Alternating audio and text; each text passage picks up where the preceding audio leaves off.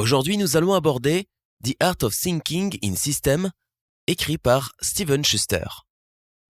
Steven Schuster est un auteur passionné par la psychologie, la nature humaine et la biochimie. Professeur à l'université, il décide à 50 ans de se lancer dans l'écriture de livres. Son thème de prédilection est la pensée systémique, ou l'art de penser autrement pour trouver des solutions plus efficaces et plus durables lorsque vous rencontrez un problème. Steven Schuster explique que la pensée systémique ne s'applique pas exclusivement aux grandes entreprises, mais qu'elle est au contraire présente à tous les niveaux de la société. Dans une petite entreprise, dans une classe, ou encore dans une famille. En effet, chacun de ces exemples est un système. L'auteur explique que, selon la pensée systémique, plus vous connaîtrez le système dans lequel vous évoluez, plus vous serez apte à répondre de manière optimale aux problèmes que vous y rencontrerez. Dans cette synthèse, Steven Schuster veut donc vous apprendre comment passer d'un mode de pensée traditionnellement linéaire à un mode de pensée en système. Cela vous permettra de comprendre pourquoi les choses vous arrivent, pourquoi des fois rien ne marche alors que vous pensez avoir bien fait, ou encore comment améliorer vos relations en utilisant les arguments qui feront écho. Sa stratégie est de vous faire travailler plus intelligemment mais pas plus dur. Pour cela, il vous explique ce qu'est la pensée systémique, comment elle se compose et dans quel cas elle vous sera particulièrement utile par rapport aux autres modes de pensée. Il vous fournit une vraie stratégie pour mettre en application la pensée systémique et commencer à trouver les problèmes profonds de votre système et les solutions qui les résoudront durablement. Vous retrouverez tout cela dans les 12 points ci-après. 1. Qu'est-ce que la pensée systémique ? Un système est un groupe d'éléments interconnectés qui servent le tout et qui ont dans le même temps leur propre comportement et leur propre logique. Un système fonctionne de manière autonome et unique. Ainsi, dans une situation donnée impliquant des forces extérieures, un système répondra de sa manière à lui, là où un autre système répondrait différemment. Un système peut être une entreprise, une famille, un couple, un pays, un système de santé, une équipe de basket, etc. La pensée systémique, c'est donc le fait de prendre le système en compte dans son intégralité et d'en évaluer toutes les composantes avec attention et en profondeur. Ainsi, vous pourrez déterminer des solutions efficaces et durables lorsque vous rencontrerez un problème. La pensée systémique implique de connaître extrêmement bien son environnement, ses relations et de se connaître soi-même. En effet, ce mode de pensée va analyser tout le système pour en ressortir un comportement existant et le corriger. La pensée systémique permet d'en finir avec l'approche simpliste, qui consiste à vouloir amener une réponse rapide à un problème, souvent en blâmant une cause externe, sans réfléchir aux conséquences à long terme d'une telle décision. L'auteur illustre cette idée en prenant le cas de l'alimentation. Pour prévenir la famine dans le monde, la société a développé un modèle agricole mondial sans se soucier de son impact. On se retrouve aujourd'hui, des dizaines d'années après, à subir les conséquences de cette décision, qui a créé une multitude de nouveaux problèmes très complexes. Les sols sont épuisés, les grandes quantités de produits chimiques utilisés ont créé de nouvelles maladies, etc. La pensée systémique vous permet de prendre du recul, de vous autoriser à penser « et si ?» et de laisser place à votre créativité. Cette approche vous permet d'apporter des solutions durables à vos problèmes et de faire ressortir des solutions auxquelles vous n'auriez jamais pensé. 2. Comment se compose la pensée systémique ? Un système est composé de 3 parties, des éléments, des interconnexions et un but, ou une fonction pour un système qui n'est pas humain. Les éléments sont les acteurs du système. Par exemple, dans votre circulation sanguine, ce sont vos poumons, votre cœur, vos vaisseaux sanguins, vos artères et vos veines. Les interconnexions sont le flux sanguin, l'oxygène et les autres nutriments essentiels à votre organisme qui le parcourt. La fonction de votre circulation sanguine est de permettre à ces nutriments, à l'oxygène, au sang et aux hormones de parcourir votre corps pour aller nourrir vos cellules. Pour bien comprendre, l'auteur vous partage également l'exemple d'une équipe de basket. Ces éléments sont ses joueurs, ses coachs, sa balle, le terrain, les paniers.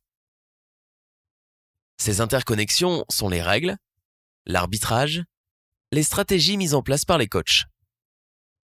Le but de cette équipe de basket peut être de gagner des matchs, d'obtenir des bourses, de faire de l'exercice ou bien de s'amuser.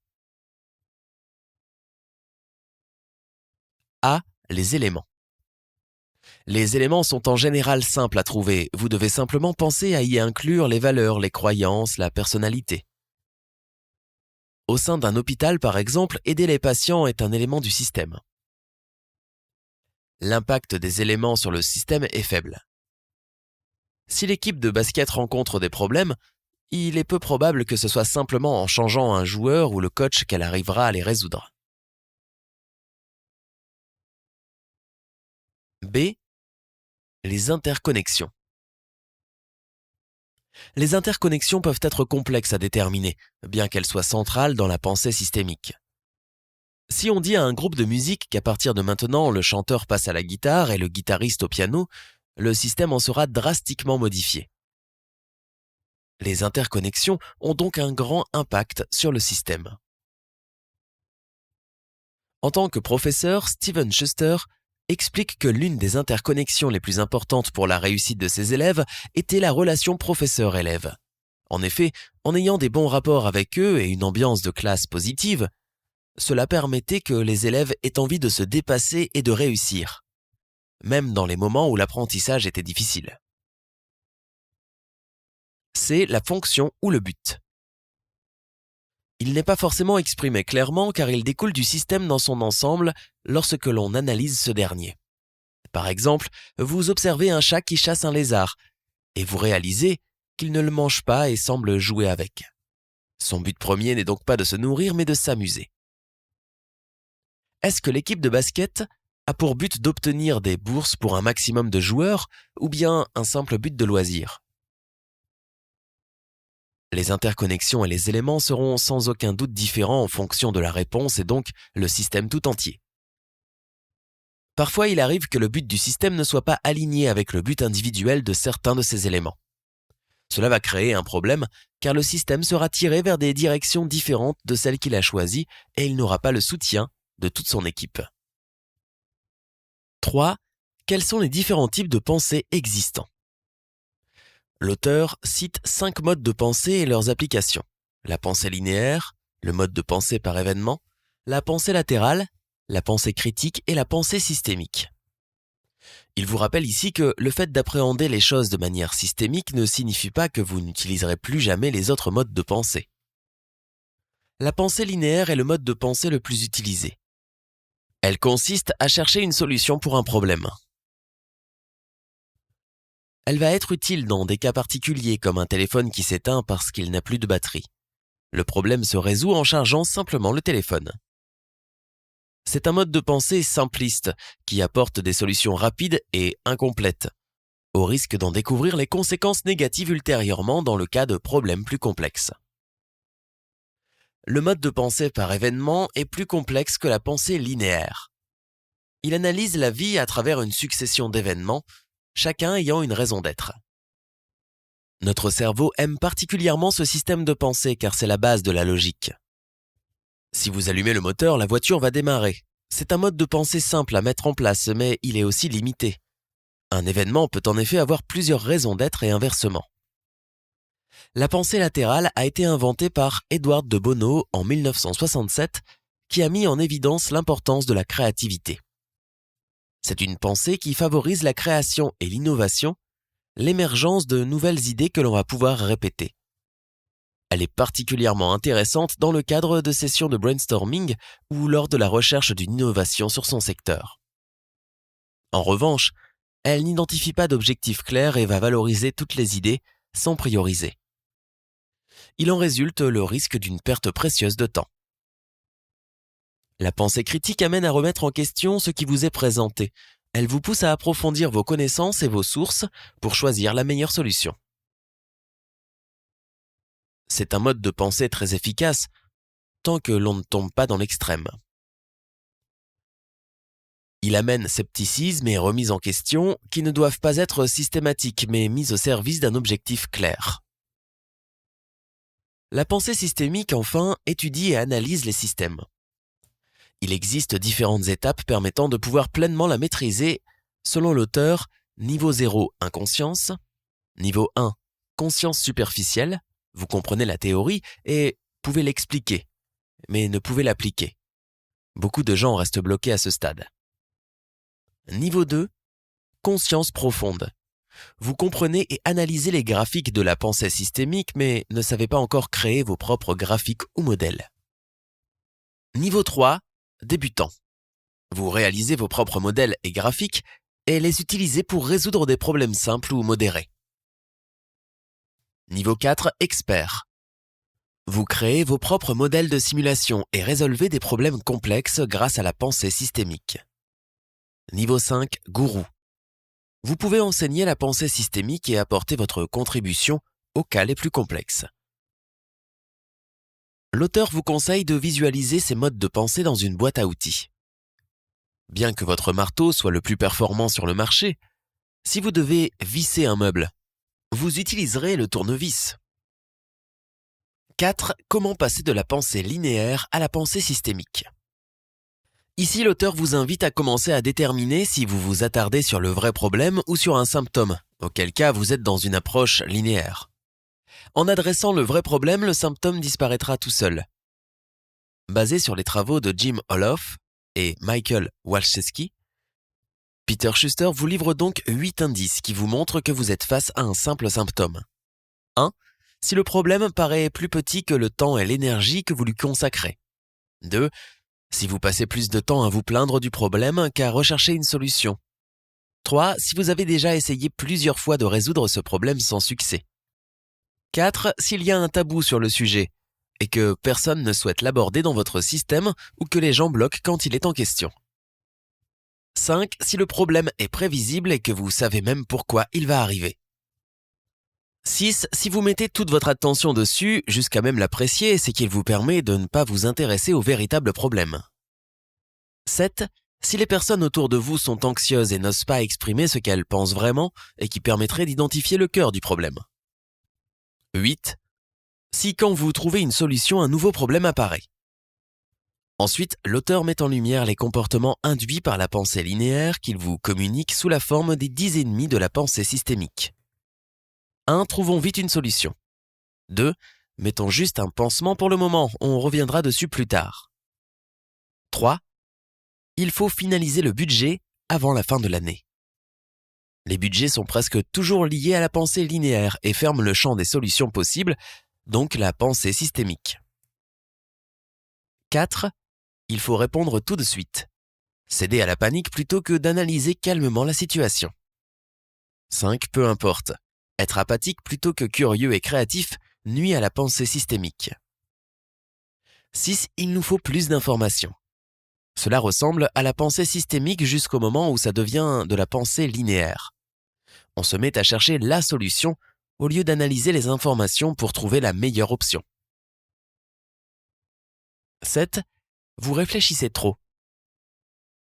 Souvent reproché à ceux qui cherchent les solutions hors des sentiers battus par ceux qui préfèrent rester dans leur zone de confort. 8. Tant pis pour l'organisation. Occupons-nous de nous en priorité. C'est le combo gagnant-perdant, comme si s'occuper de soi signifiait délaisser l'organisation. La pensée systémique se base sur un combo gagnant-gagnant. 9. Pas de conflit, merci. Par ce comportement, on évite le problème, mais aussi les solutions qui pourraient être trouvées. 10. C'est comme ça et pas autrement. Au détriment de la créativité et de l'efficacité de solutions plus adaptées. La pensée systémique apporte des bienfaits sur le stress et la nervosité au quotidien, car vous allez acquérir une meilleure compréhension du monde qui vous entoure et de sa complexité.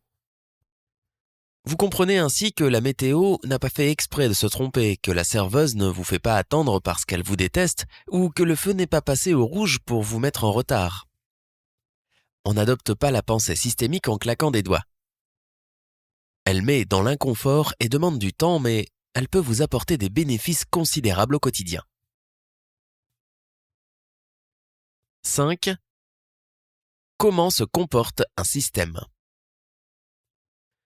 L'auteur entre ici sur une partie plus technique. Il vous rappelle pour commencer de toujours garder à l'esprit que les systèmes sont toujours plus grands que leur partie, ont des interconnexions qui fonctionnent via des flux d'informations, ont une fonction ou un but qui est le facteur le plus important dans l'organisation du système, ont une structure qui contribue au comportement du système et qui apparaît comme un groupe d'événements au fil du temps. Le système se compose donc de 3 parties: les éléments, les interconnexions et la fonction ou le but. Pour comprendre les comportements d'un système, il est nécessaire d'ajouter 2 nouveaux éléments basés sur les travaux de Donella Meadows: les stocks et les flux. Les stocks peuvent être matériels, somme d'argent, inventaire, etc., ou immatériels, sensations, attitudes, etc. Ils changent en permanence en fonction des flux entrants et sortants et montrent une vue à un instant T des flux changeants du système. Les flux sont les actions qui impactent le système. Ils peuvent être un achat ou une vente, un dépôt d'argent ou un retrait. Les relations entre stock et flux sont les suivantes. S'il y a plus de flux entrants que de flux sortants, le stock s'accroît et inversement. S'il y a autant de flux entrants que de flux sortants, le stock reste égal et on parle d'équilibre dynamique.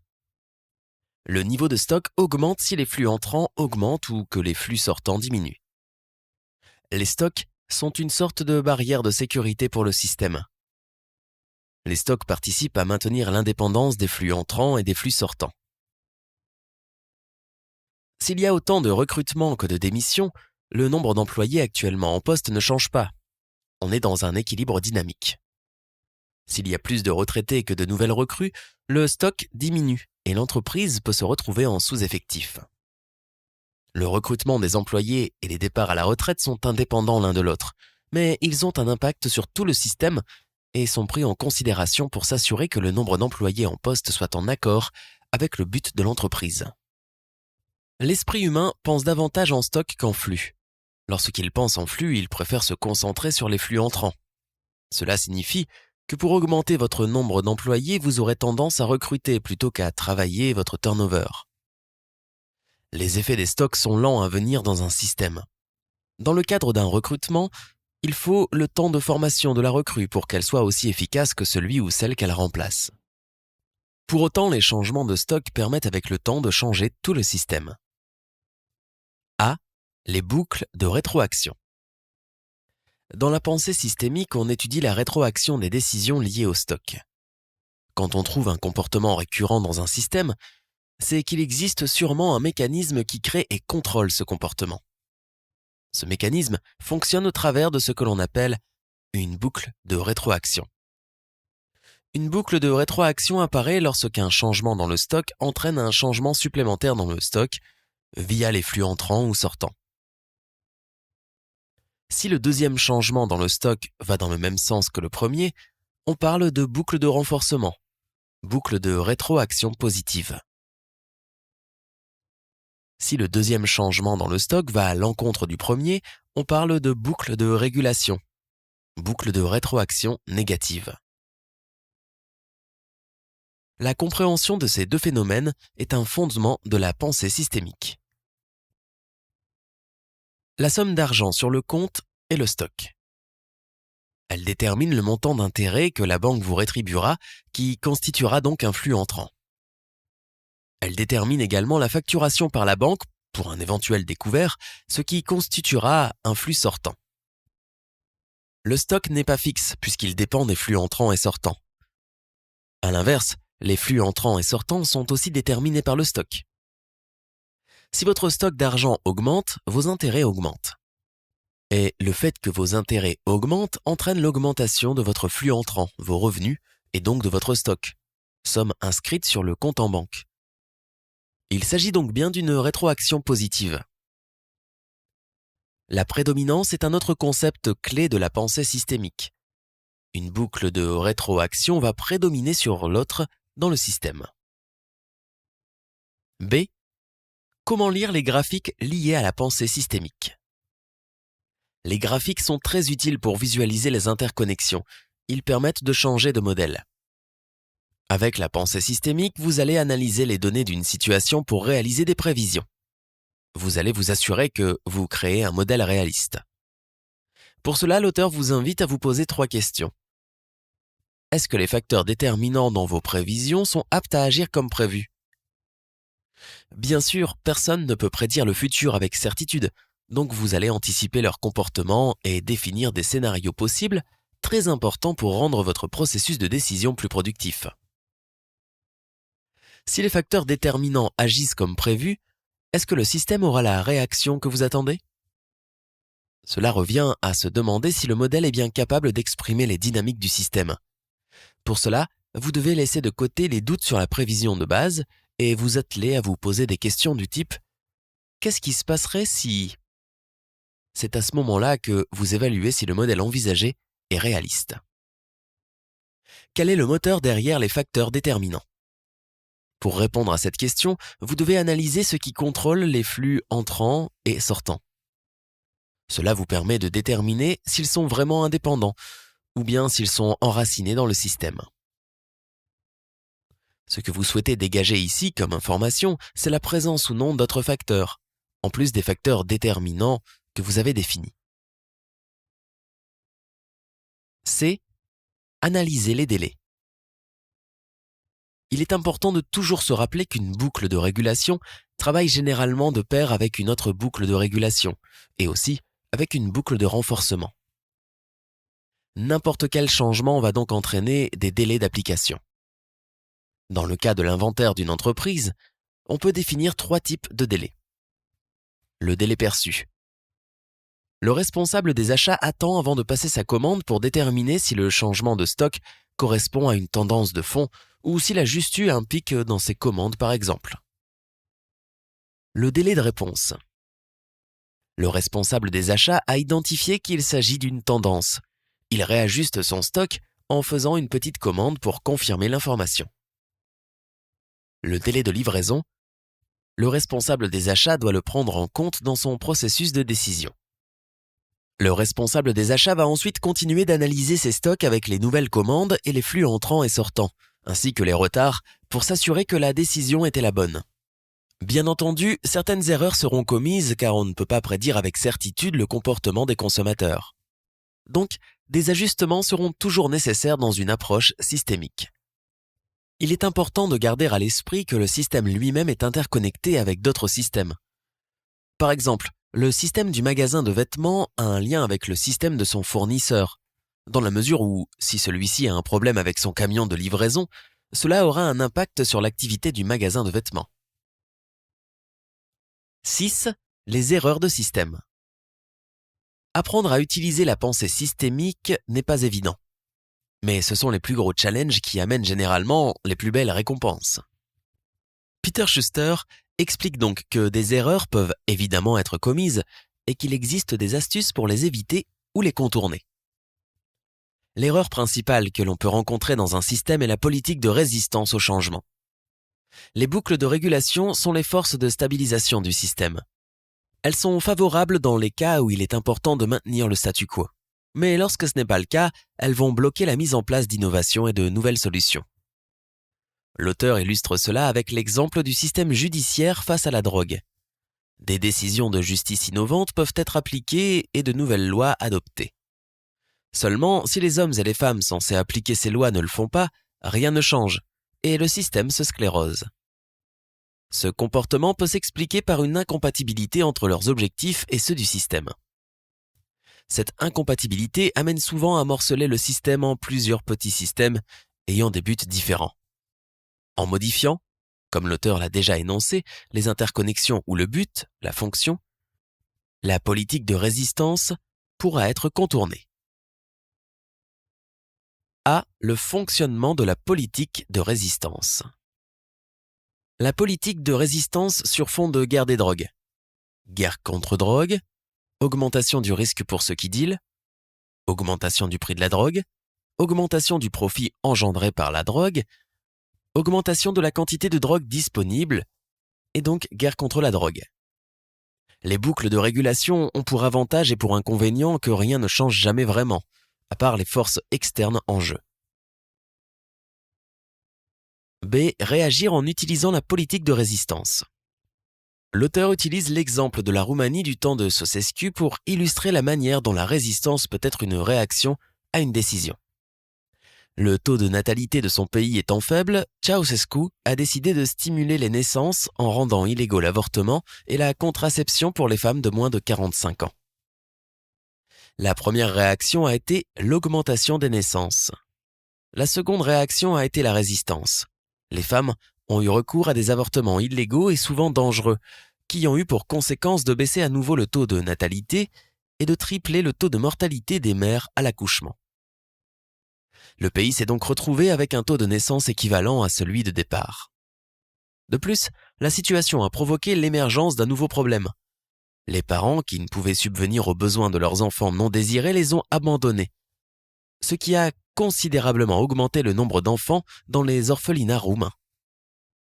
En souhaitant soumettre le peuple à sa volonté sans prendre en considération toutes les données du système, les décisions de Ceausescu ont mené à une résistance.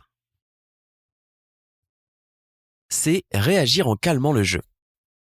Face à une politique de résistance, il est aussi possible d'agir autrement qu'en soumettant les partis. Calmer le jeu consiste à abandonner les politiques inefficaces et à rediriger les efforts et l'énergie sur de nouvelles politiques. L'avantage est que dans le cadre d'une situation apaisée, vous allez pouvoir analyser la situation pour trouver une solution qui satisfasse tout le monde. Peter Schuster illustre cette approche avec le comportement du gouvernement hongrois face au même problème de natalité que la Roumanie. En prenant le temps et en analysant le contexte, le gouvernement hongrois a pu ressortir que les logements exigus du pays étaient un des freins à la natalité dans le pays. Il a donc mis en place une politique permettant aux familles nombreuses de bénéficier de logements plus spacieux. Bien sûr, il ne s'agissait que d'une des raisons du faible taux de natalité, donc le succès de cette approche a été partiel. Cependant, il a mené à un résultat moins catastrophique que dans le cas de la Roumanie. Trouver un but commun dans lequel tout le monde se retrouve. C'est le moyen le plus efficace de transcender la politique de résistance. L'auteur continue sa démonstration avec un autre pays rencontrant des problèmes de natalité dans les années 30, la Suède. Cette fois, le gouvernement a choisi d'écouter attentivement la population. Cela lui a permis de découvrir qu'elle n'était pas opposée à faire des enfants, mais qu'elle voulait que ses enfants aient une excellente éducation et un système de santé accessible, et qu'ils soient désirés. Le gouvernement a donc mis en place des mesures dans ce sens, comme la gratuité de la contraception, ce qui lui a permis de mettre en place une boucle de rétroaction positive, puisque la population lui a en plus accordé sa confiance. La politique de résistance est donc un frein que vous pouvez éviter en travaillant avec toutes les parties du système. De cette manière, les résultats obtenus seront bien plus puissants qu'en travaillant chacun de son côté ou en opposition au sein d'un même système. 7. Les systèmes qui échouent.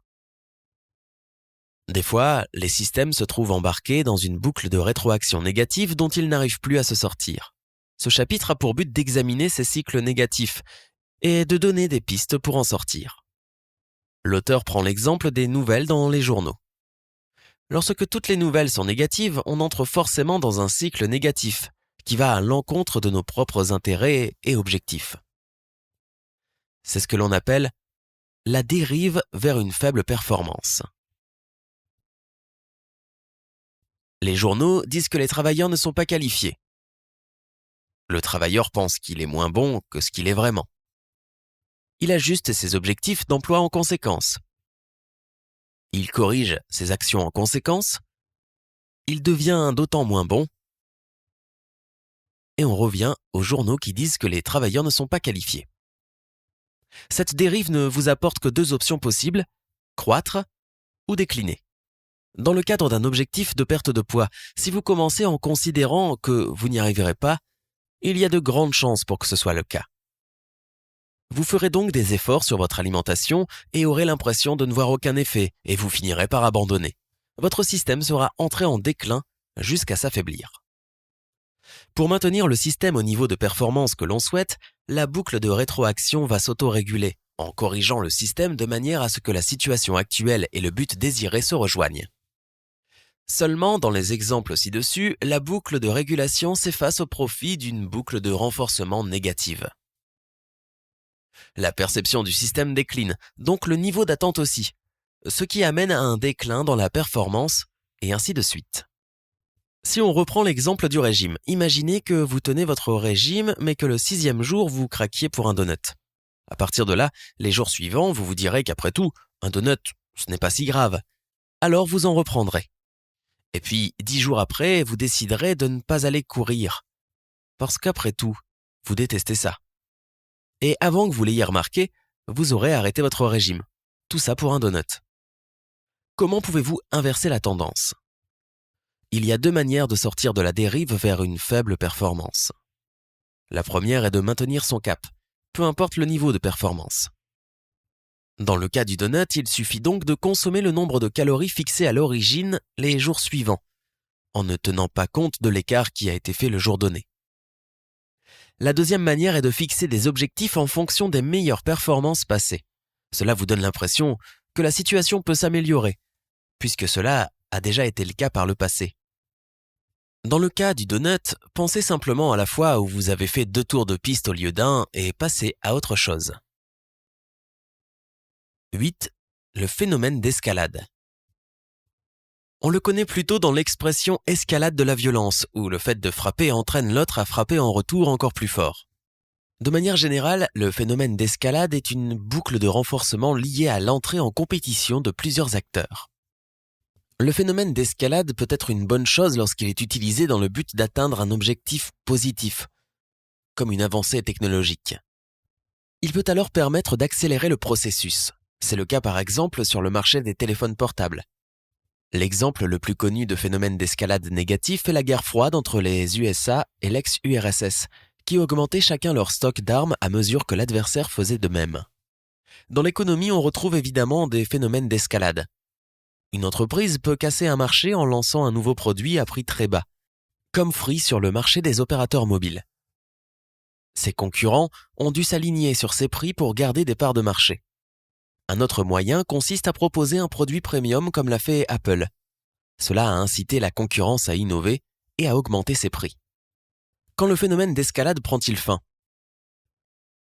Souvent, la compétition atteint des niveaux tels qu'elle entraîne la disparition d'un ou plusieurs acteurs du marché. Il est de toute façon impossible de maintenir éternellement un phénomène d'escalade exponentielle. Pour y mettre fin, vous pouvez décider de diminuer votre stock ou votre performance et de convaincre vos concurrents de faire de même. Risqué s'ils ne vous suivent pas, mais possible dans la mesure où ils y voient leur intérêt. Vous pouvez sinon négocier le désarmement avec votre concurrent. Cela demande une grosse modification dans la structure du système et peut s'avérer laborieux. Mais c'est dans tous les cas mieux que de rester bloqué dans le phénomène d'escalade. Bien sûr, la meilleure manière de sortir d'une telle situation est de commencer par ne pas y entrer. Mais si vous y êtes entraîné malgré vous, vous pouvez choisir de désarmer unilatéralement pour casser la boucle de renforcement ou bien de négocier un nouveau système. 9. Pourquoi les riches deviennent-ils encore plus riches ? Ceux qui sont riches au départ ont accès à des informations, des conseils et des clubs qui leur permettent de faire encore plus d'argent. Leurs concurrents moins riches sont exclus de ces sphères et ont donc moins de possibilités de croître. De la même manière, si le vainqueur d'un concours remporte une récompense qui le rendra meilleur, eh bien, il va encore plus creuser l'écart avec ses concurrents. Cela forme donc une boucle de renforcement dans laquelle les gagnants continueront de gagner et les perdants de perdre. L'auteur évoque ici Karl Marx, économiste allemand à l'origine du communisme. Ce dernier était très critique envers le capitalisme, car il lui reprochait justement cette boucle de renforcement et ses conséquences dans le cadre d'un marché non régulé. Le problème principal évoqué était l'émergence de monopoles sur des marchés dont tous les concurrents auraient été éliminés. À l'inverse, les pauvres restent pauvres. Les enfants de milieux défavorisés ont souvent accès à une éducation moyenne ou médiocre et répètent le schéma familial en trouvant des emplois peu qualifiés avec des niveaux de salaire très bas. Cela entraîne des difficultés à obtenir un prêt ou bien des taux d'intérêt très élevés exigés par la banque pour compenser le risque du profil. Pour sortir de ce schéma dans le cadre d'un business, vous pouvez vous diversifier avec un nouveau service ou un nouveau produit, vous renseigner sur les lois en vigueur concernant la concurrence ou bien décider de repartir de zéro. Des mécanismes sont aussi mis en place au niveau national pour entraver ce phénomène, comme l'attribution de bourses en fonction des revenus, la sécurité sociale ou les dons à des ONG. Une autre solution peut être d'accorder des récompenses aux vainqueurs qui n'auront pas d'impact sur la concurrence. 10. La pensée systémique dans les relations personnelles. La pensée systémique est très efficace dans une relation aussi complexe que la relation amoureuse. Elle permet d'analyser, de comprendre et de résoudre les vrais problèmes de la relation. La nature humaine aime attribuer de multiples événements à une seule cause, en blâmant une personne pour tous nos maux. L'auteur s'appuie sur la métaphore des 4 chevaliers du Dr John Gottman, professeur émérite en psychologie spécialisé dans les relations maritales, qui peut prédire à 90% si un couple va divorcer ou non. Les 4 chevaliers correspondent en fait aux 4 émotions auxquelles une relation ne survivra pas. La critique, le mépris, le fait d'être sur la défensive et la fermeture à l'autre. La pensée systémique vient en aide dans une relation car elle permet de sortir de la pensée linéaire qui laisse l'impression que la relation est en péril dès qu'une dispute apparaît. Elle permet de prendre du recul et de chercher ce qui a pu changer dans les interconnexions ou les fonctions. Il peut par exemple arriver que la prédominance de l'un sur l'autre soit inversée, ou bien qu'un élément externe comme un problème au travail ait des répercussions sur le système du couple. Une relation change forcément, elle évolue. Il est donc nécessaire que les 2 partenaires soient à l'écoute pour observer ces changements tout en continuant à maintenir leur propre dynamique. L'être humain fonctionne sur 3 plans, le plan physique, le plan mental et le plan émotionnel. Le physique correspond sur le plan interne à la santé, la nutrition et l'exercice. Sur le plan externe, il prend en compte votre environnement, l'accès à une alimentation saine ou l'exposition à la pollution. Sur le plan émotionnel, les 2 partenaires doivent faire attention à la manière dont ils se parlent, s'ils se prévoient des moments à 2 et également aux relations qu'ils entretiennent avec leur entourage sur un plan émotionnel externe. Sur le plan mental, vous devez faire attention à ne pas reporter sur le partenaire toutes vos frustrations, notamment celles qui n'ont rien à voir avec lui. Ce n'est pas parce que vous rencontrez des problèmes dans votre relation qu'elle est vouée à l'échec. Ils peuvent aussi constituer une opportunité de repartir à zéro et demandent simplement de prendre le temps pour trouver une solution durable. 11. Les principaux points à retenir. La pensée systémique est une toute nouvelle manière d'envisager votre vie et votre environnement. En l'utilisant, vous commencez par observer des données et des événements, chercher des modèles de comportement qui se reproduisent. Vous étudiez et changez les structures qui ne sont plus efficaces et développez votre curiosité pour être ouvert à plus de solutions pour résoudre un problème. Tout cela vous rend au final assez courageux pour prendre la décision qui aura le meilleur impact à long terme, plutôt que de choisir la solution facile et rapide ou la plus populaire. Pourquoi utiliser la pensée systémique ? Quand on sait mieux, on fait mieux. La pensée systémique vous permet de trouver de nouvelles solutions et d'avoir une meilleure compréhension des situations et des enjeux. Vous comprenez qu'il n'existe pas de solution parfaite et que toute décision prise aura forcément un impact sur d'autres parties du système puisque tous les éléments sont interconnectés. Quand utiliser la pensée systémique ? Pour toute une variété de problèmes. Si un problème est important, qu'il est déjà répété par le passé, que vous pouvez l'étudier et que vous avez déjà essayé de le résoudre sans succès ou quasi, alors c'est un bon candidat pour la pensée systémique. Comment utiliser la pensée systémique ? En commençant par se poser de nouvelles questions. Il a été dit que la définition de la folie, c'est de faire toujours la même chose et de s'attendre à un résultat différent. L'auteur vous invite donc à vous poser de nouvelles questions telles que « À côté de quoi suis-je en train de passer ?» ou bien « Qu'est-ce que je ne comprends pas dans ce problème ?» Soyez sûr de parler à toutes les personnes composant le système pour recueillir tous les points de vue. C'est de cette manière que vous pourrez toucher au cœur du problème. Une fois que vous aurez réuni toutes les informations dont vous aurez besoin, vous les préviendrez toutes de vos découvertes pour qu'elles soient parfaitement au courant des avancées. Concernant la création de vos graphiques, commencez simplement. Vous pouvez toujours ajouter des éléments dans la boucle au fur et à mesure que vous en avez besoin. Ne compliquez pas les boucles en mettant trop de détails, surtout si ces détails concernent des choses qui sont complètement sous votre contrôle ou pas liées au problème que vous tentez de résoudre. Les boucles de causalité vont vous révéler normalement des interconnexions entre des parties du système que vous n'aviez jamais réalisées. Enfin, Peter Schuster vous invite à ne pas vous attarder à vouloir déterminer si la boucle que vous créez est juste ou non. Si elle arrive à montrer l'actuelle perception du problème par le groupe, alors elle fait ce pourquoi elle est faite. Les leçons à garder à l'esprit lorsque vous vous lancerez dans vos premiers modèles. Un système n'échoue pas parce qu'il performe mal, mais parce qu'un élément de ce système se comporte mal. Il faut donc trouver cet élément, ses influences et le corriger. Les problèmes sont rarement isolés. Ils sont autant interconnectés que les systèmes eux-mêmes. Étudier les rétroactions en jeu dans un système est une grande source d'apprentissage. Les délais sont systématiques dans un changement de système. Les résultats n'arrivent pas immédiatement après la prise de décision. Il faut donc être patient. L'analyse du système est approfondie pour éviter d'adresser un simple symptôme et s'assurer de traiter le vrai problème.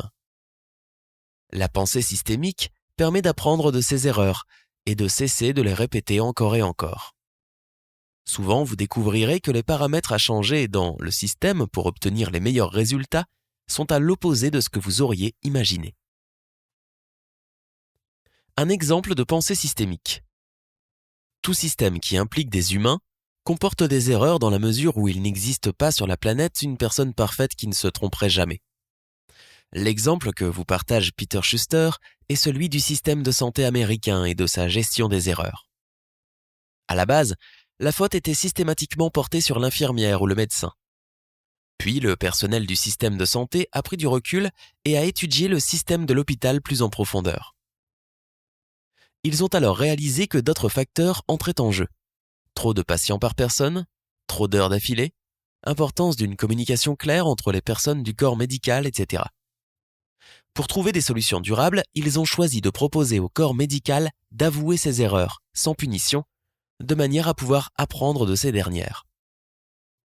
La relation de confiance établie a été un succès, puisqu'elle leur a permis de recueillir assez d'informations pour mettre en place plusieurs solutions, dont un système de rapport d'erreurs, des procédures cadrées pour en éviter certaines, ou encore des tutoriels sur les pratiques de base assurant la sécurité des patients.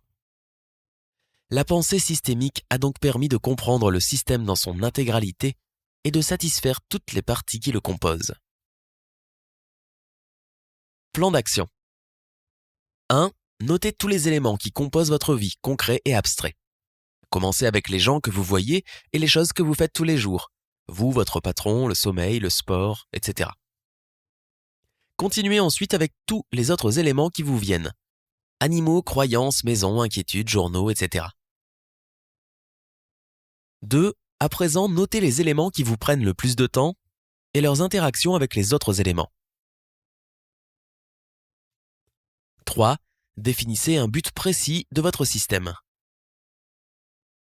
4. En analysant vos éléments, vos interconnexions et votre but, faites ressortir les comportements à corriger pour améliorer votre productivité et atteindre vos objectifs. 5. Pensez à un événement de votre vie auquel vous avez répondu de manière linéaire, alors que la pensée systémique aurait été plus appropriée. Aidez-vous des 10 ennemis de la pensée systémique. 6. Pensez à un moment de votre vie où vous avez été entraîné dans un phénomène d'escalade. Lequel était-ce ? Quel domaine de votre vie était concerné ? Comment avez-vous réussi à vous en extraire ou comment comptez-vous vous en extraire ? 7. Prenez enfin quelques minutes pour écrire ce qui vous impacte sur les plans émotionnel, physique et mental. Si vous rencontrez des difficultés sur un de ces plans, cherchez à déterminer pourquoi, en approfondissant votre analyse, sans rejeter la faute sur un partenaire éventuel. Avertissement. Ce document des livres pour s'enrichir est une synthèse de l'ouvrage de référence susvisé, réalisé par nos équipes. Il a vocation à en ressortir les grandes idées de cet ouvrage et n'a pas pour finalité de reproduire son contenu. Pour approfondir vos connaissances sur ce sujet, nous vous invitons à acheter l'ouvrage de référence sur Amazon. La couverture, les images, le titre et autres informations relatives à l'ouvrage de référence susvisé restent la propriété de son éditeur. Merci d'avoir écouté cet audio. N'hésitez pas à l'écouter encore et encore. Et à très bientôt pour le prochain résumé